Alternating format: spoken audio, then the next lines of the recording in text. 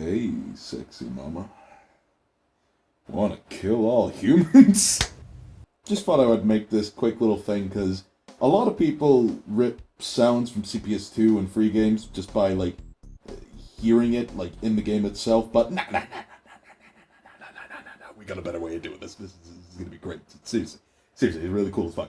Okay, so, I was looking at how to edit CPS2 graphics, and, it's pretty funky. But along the way, I randomly came across this tutorial on how to rip the sounds. And the sounds are... it's really fucking cool. Okay, so get this. There's a tool. It's called SwapEndian. I'll leave a link in the description below. I'm just gonna get rid of these, just for the sake of the tutorial, just to show what I'm doing. So, okay. So, SwapEndian. Apparently there's this thing called little and big endians in programming. I can't remember what the distinction is. It's very strange. So, if we go into this... we're going to let's say Marvel superheroes. No reason at all. So usually they're within these two files, right? Usually the first file contains stuff like samples. So like whenever you hear a drum or, you know, synths or guitars or whatever that shit. And the second file is usually the voices. So for fun, we're gonna select the voices. We'll go back. If I could just fucking find this thing. Alright, put this back in here. Keep in mind, this basically works with every CPS2 or free game, so, you know, the process is more or less the same. The only real difference is for a CPS free game, you would use 30 and 31, since they contain, like, you know, the shit you need. But otherwise, the process is basically the same. So anyway, we'll take this file, and we'll chuck it into SwapEndian.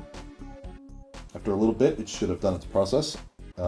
It won't generate a new file, it'll just fuck around with the one that we have here, which is fine.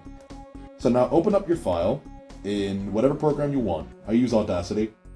There's others you can use, but it's fine. Anyway, we'll say import raw data. Now, we go over here. This bit's important. For CPS2 specifically, you open it as a signed 8-bit PCM, little endian, one channel, so mono. Sample rate is 44,100, that's fine. We'll just chuck it in, and now if we play it, that's kind of funky, right? It's playing too fast. There's an easy way to fix this in Audacity. We'll go over here, go to rate, we'll say other, and the one I seem to, the one I used that seemed to work pretty well is this. You might have to, you know, put this up under greater scrutiny. But for the most part, this gives you, like, on-point samples, and this is, like, actually the data, you know what I mean? That's like, in the game. So if I just apply this, now listen. Berserker Barrage!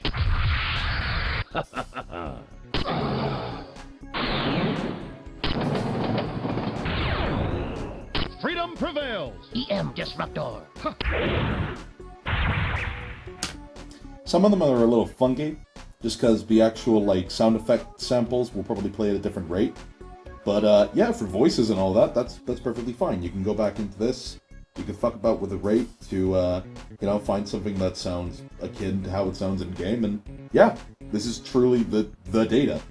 What's fun is, if you really wanted to, you could also take this data and modify it to be whatever the fuck you want, put it back into SwapEndian, chuck it into the game, and technically ROM-hack your own sounds in, if you really wanted to.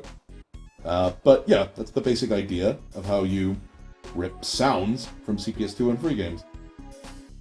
For a little bit of fun, let's just fuck around with this, right? So 12,000 seems to be a good rate for the voices, right? So... yeah, that seems pretty good. Again, you might want to put these through a bit more scrutiny, and depending on what you're trying to rip, it might be a bit or less complicated than this. But this is the general idea, right? There's probably some hertz values that you could find online that are much more accurate than me, to be honest. If I come across them before the video is posted, I'll put them in the description. Otherwise, hope you enjoyed this. Have a good day.